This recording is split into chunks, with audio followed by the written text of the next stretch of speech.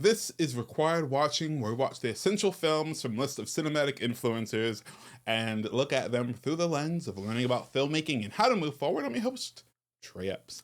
And this movie is directed by Darren Aronofsky, written by Samuel Hunter, stars Brendan Fraser, Sadie Sink, Ty Hopkins, Hong Chow.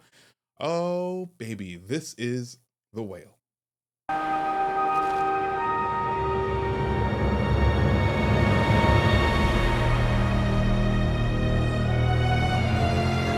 Do you ever get the feeling people are incapable of not caring?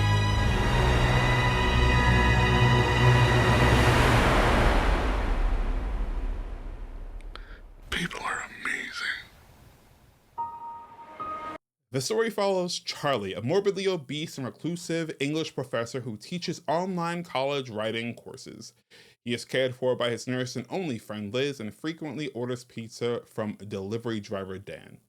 Charlie hopes to reconnect with his estranged daughter Ellie, whom he has not seen in 8 years. After his health declines, we watch the strain on his present and past relationships resolve until his ultimate death, where he transcends to the above, surrounded by light.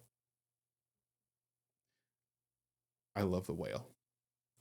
I love The Whale for multiple reasons. From the outset, I think to watch the film that Darren Aronofsky made after Mother, which did not go down so well and was very divisive, I should say, especially within my friend group. And to watch this film, and I think universally people love this film,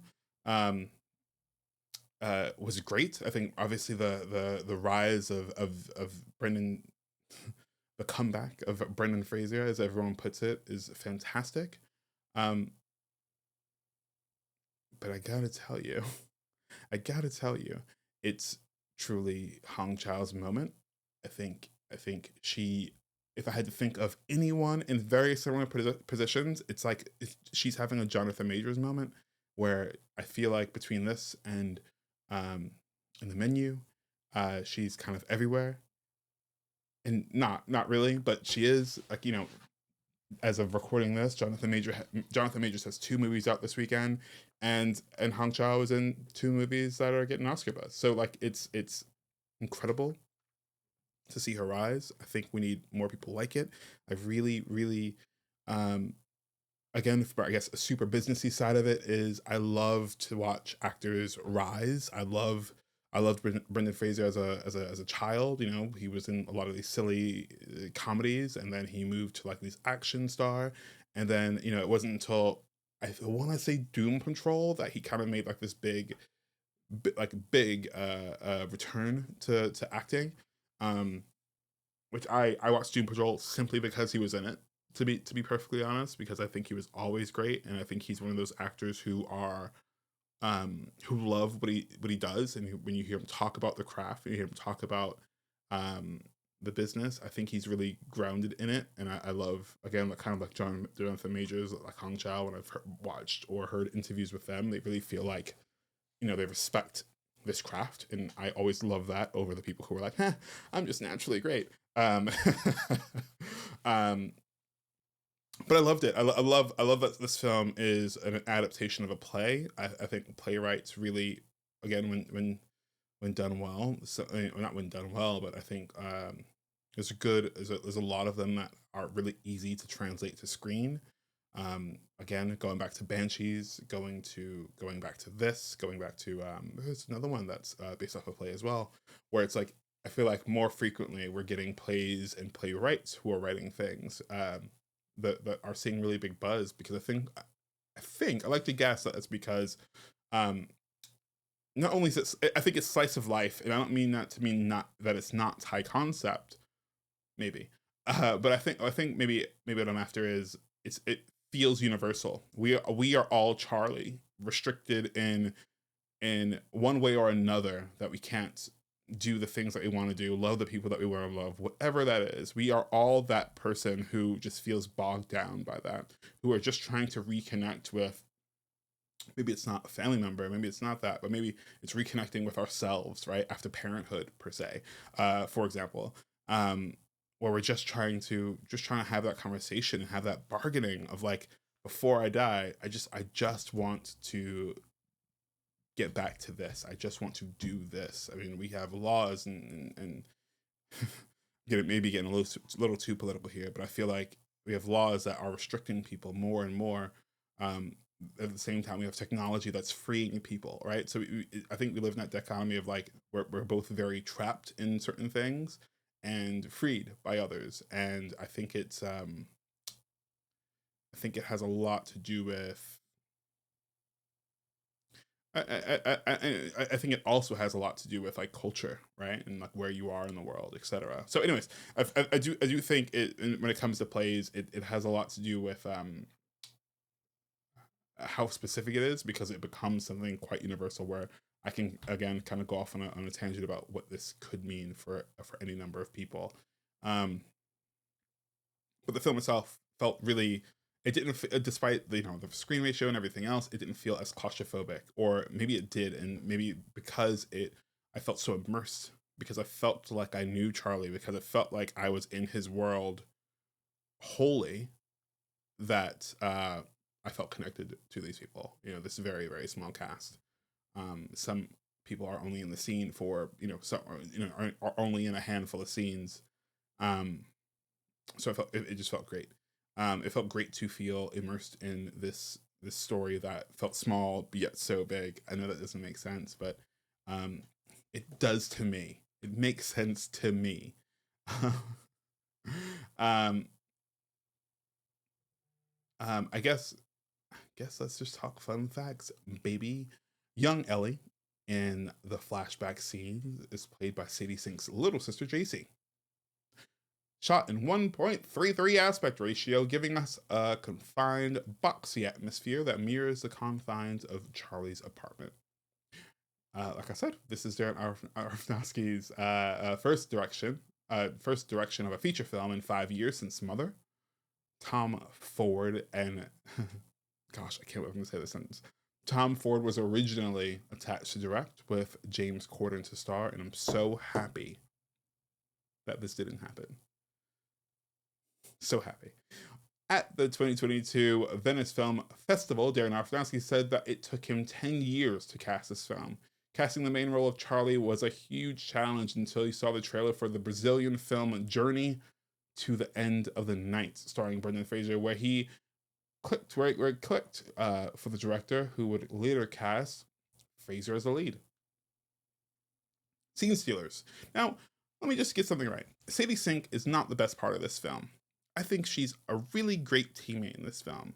And I want you guys to remember that just because you like Stranger Things doesn't mean that, like, we need to make sure. I don't know. I feel like I hear a lot of Sadie Sink love in this film, and it's warranted. But calm down, because I don't think she's the heart of this film. I think, if anything, I think it's Brendan Fraser, Hong Chow, and then Sadie Sink behind that. And it's a really important distinction, because like, luckily Hong is being recognized for amazing work, but I want to make sure that, like, one, it's a team effort, but two, fandoms are wild, y'all, meaning the general public, man, y'all love a fandom. Fandoms go in. I love Stranger Things. I'm signed up to see the play. But calm down, take it easy. How would I make this film better?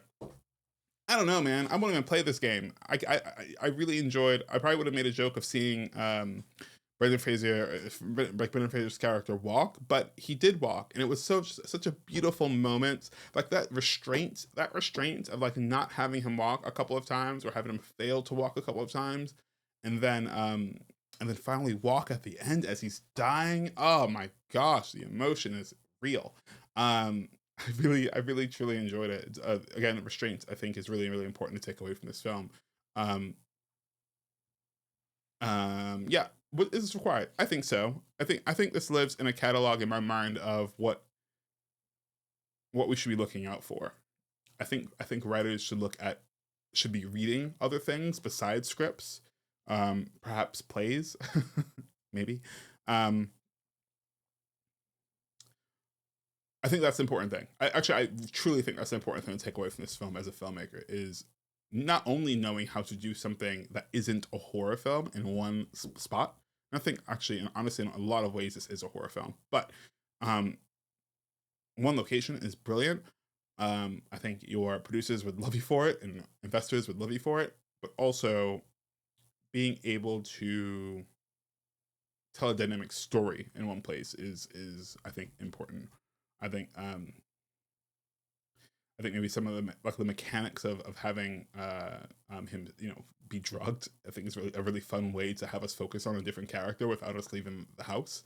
Having the teens kind of have that brief like sequence together where they're having these telling these stories to each other. I think that's really, really fun.